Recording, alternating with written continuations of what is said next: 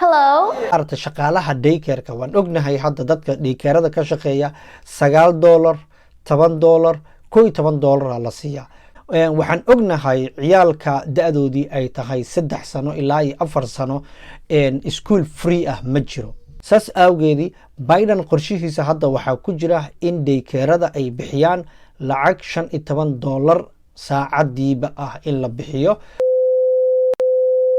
السلام عليكم ورحمة الله وبركاته. كلنتي وعانا ونكسن داوديال هذا channel كيغو كعصب تهي فضلا سودو سبسكرايب لنوصر الارم ميدنا نوفر ما انت وحان كهدلينا ارمها عصب مريكان كهدا كعصب او مدحوينها بايدن او وضو محيطها وحاسي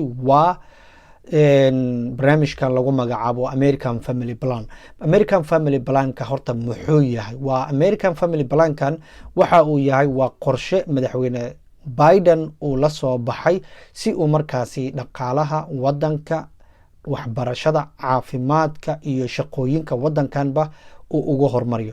Barnaamijkan waxa uu ka kooban yahay 1 trilyan oo lagu investigareyn doono oo investment ah. Waxa lagu investigareyn doonaa dhaqaalaha wadankan ayaa investment loogu sameyn doonaa. Waxa kale oo ku jiro ilaa 800 bilyan oo dollar oo tax cut ah isla markaana loogu talagalay in dadka maaragtay lagu caawiyo. Barnaamijkan waxa uu socon doonaa waxa uu maaragtay cover gareyn doonaa ilaa iyo 15 sano oo hadda soo socota ayuu cover gareyn doonaa haddii Ilaahay nafti inoogu simo.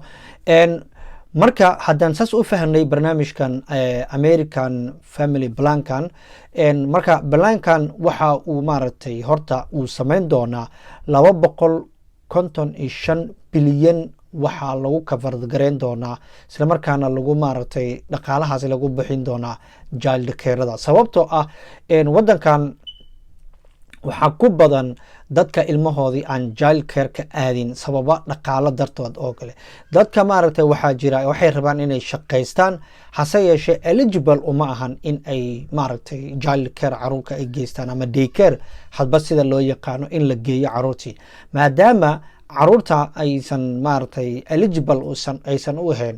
saas darteedii waxay noqonaysaa marka in waalidkii inta ay shaqayn lahaayeen ay ilmihii ay la joogaan taasoo marka wadanka ay ku keenayso dad badan oo shaqayn lahaa in child care darteed ama daycare xumo darteed ay shaqada uga hereen. taasina waxaa halkaasi ka soo baxaysa in dhaqaala yari halkaa ay soo gasho. sidaas awgeed madaxweynaha waxaa marka packagekan la yiraahdo American Family Plan ka uu ugu talagalay in uu dhaqaalo fara badan uu ku bixiyo child care-ka si ma aragtay familiyada lacag badan ayaa laga qaadi jiray markii hore hase yeeshee hadda waxaa la doonayaa in 7% laga qaado. percentagekiiba maaragtay 7% laga qaado 7% bes in laga qaado dadka ayaa la doonaya. inta kale dowladda ayaa cover gareyn doonto waxaana uu programkan uu maaragtay uu si toos ah u saameynaya dadka maaragtay under 5ka ama childhoodka ah ayuu maaragtay si toos ah u saameyn doonaa. waxaan ka wadaa dadka maaragtay isla daycare-ka ka shaqeeya oo maaragtay si shaqaale ay u helaan dadka dan la helo dad daycare-ka ka shaqeeya iyo ilmo la hayn karo in la helo. dadka ilmaha loo haynayana in ma aragtay ayagana haddii aysan ku filneen dhaqaalaha ay bixinayaan. tusaale ahaan dad oo waxaa jira oo eligible aan u ahayn daycare-ka so dadkaasi oo kale waxaa laga qaadaa lacag copay la dhaho. lacagta copayda waa isla naqaanaa soo maaha lacag copaya laga qaadi jiray. so lacagta copayda 7% ayay bixin doonaan inta kale dowladda ayaa bixinayso. markii hore lacag badan ayay bixin jireen laakiin hadda qorshahan madaxweynaha uu wado lacagtii copayda ahayd waxaa la bixin doonaa 7% aan iraahday 7% ayaa qofka daycare-ka caruurtiisa la geenaya ayuu bixin doonaa. dadka ka shaqeynayana waxaa la siin doonaa $15 saacadii ayay ku shaqeyn doonaan. 200 bilyan waxaa maaragtay loogu talagalay in lagu hormariyo dhanka waxbarashada khaasatan qeybta caruurta. waxaan ognahay ciyaalka da'doodii ay tahay 3 sano ilaa 4 sano school free ah ma jiro. maraykanka. So school free maadaama aysan jirin, iskuulka waxay ahaan jirtay inaad lacag bixisid si caruurtaadii ama cunugaagii 3 jirka ah ama 4 jirka ah oo u dhigto waxa loo yaqaano preschoolka ama pre-K-ga loo yaqaan preschoolka yiraahdo loo yaqaano heerka ciyaalka lagu dhiso aqoontooda intaysan iskuulka weyn aysan gaarin. So barnaamijkaasi waxa uu ahaan jiray lacag, hase yeeshee hadda Joe Biden waxa uu ugu talag jiraa in 200 bilyan oo dollar oo lacaga halkaasi uu geliyo si caruurtaasi iskuulkaasi la geen doono ay u helaan iskuul free ah, bilaash ah, lacag la-aan inay ku dhigtaan ayaa loogu talagalay. waxaana caruurta awal laga qaadi jiray lacag, caruurta da-doodii ay tahay 3 sano ilaa iyo 4 sano lacag ayaa laga qaadi jiray. laakiin hadda kadib barnaamijkan ayaa cover gareyn doona, ayaa bixin doona lacagta, caruurtana waxay ku dhigan doonaan preschoolka bilaash ayay ku dhigan doonaan. sidoo kale isla programkan waxaa ku jira ama packagekan American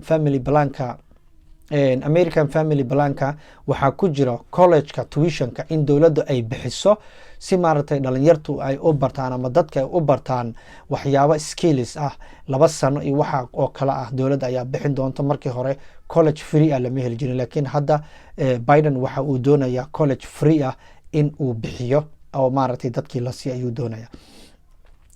isla sidaas oo kale barnaamijkan waxaa ku jiro paid family and medical leave ayaa ku jiro. paid family and medical leave kan markii hore dadka marka adiga tusaale ahaan aniga oo kale waa xanuunsaday, xaaskayga shaqayso, xaaskayga markay shaqayso hadday tiraahdo aniga maaragtay ninkayga xanuunsan maadaama uu isbitaalka ku jiro, isagaan walwaalayaa, isagaan maaragtay caawinayaa, aniga shaqo ma qaban karo, hadday tiraahdo waxaa la dhihi jiray okay iska bax, laakiin laguma beegareynayo ayaa la dhihi jiray. sidoo kale haddii aniga xaaskaygii ay dhasho, xaaskaygii intay umusha ku jirto aniga lacag la ima siin jirin oo maaragtay la ima siinayo sida ay u badan yihiin kambaniyada ama meelaha loo shaqeeyo. So waxaa hadda kadib la sameynayaa paid family and medical leave la sameyn doonaa oo markaad maaragtay reerkaagii aad walwaalaysid ama ciyaalkaagii ama xaaskaagii ama ninkaagii aad walwaalayso ama aad keergaraynaysid in maaragtay lagu siiyo lacagtaadii oo lacagtay aad qaadan jirtay si caadiyan aad u qaadato. waxaana lacagta lagu siinaya ay noqonaysaa lacag u dhiganta inta aad shaqayn jirtay oo ah ilaa iyo 4,000 oo dollar bishii. okay, up to 4,000 waxay ku xiran tahay marka lacagta aad awal shaqayn jirtay. haddii kambaniga aad u shaqayn jirtay bishii aad ka heli jirtay 2,000 intaas oo kale lagu siinaya. haddii kambaniga aad u shaqayn jirtay bishii aad ka qaadan jirtay ilaa iyo 4,000 oo dollar aad ka qaadan jirtay ilaa 40,000 oo dollar oo kale lagu siinaya. so waxaana ku jiro barnaamijkaas waxa uu soconayaa oo uu cover gareyn doonaa 10 years ayuu soconayaa programkaasi.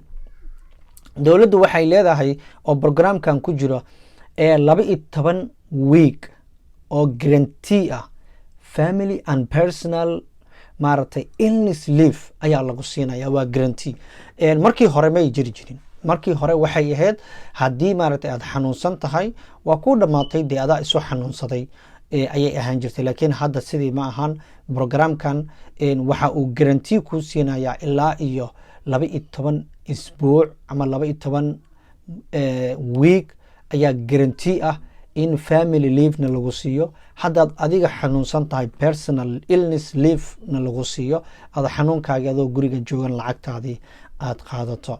sidoo kale programkan waxaa ku jira in la badiyo lacagta EBT-ga EBT programka. lacagta EBT programka EBT haddaadan garanaynin waxaa laga wadaa lacagta food stampka ayaa laga wadaa. so lacagta EBT-ga ayadana waa la badin rabaa oo waa la kordhin rabaa dadka qaadanayo. so ujeedka programkan laga leeyahay ayaa ah in dadka faqiirka ah, danyarta ah, wadankan ku nool oo low income-ka ah ayaa la doonayaa in dhaqaalahoodii kor loo qaado, wadankana dhaqaalihiisa kor loo qaado, oo Amerikaanka wadankan Maraykanka dadka degan ay soo kabtaan ayaa la doonaya. qorshaha ugu weyn waxa loo sameeyey waa sidaasi, waana waxa uu rumaysan yahay madaxweyne Biden in sheekadani ay noqon doonto sheeko maaragtay aad u wanaagsan oo hore kor u qaadi doonto dhaqaalaha dalkan Mareykanka.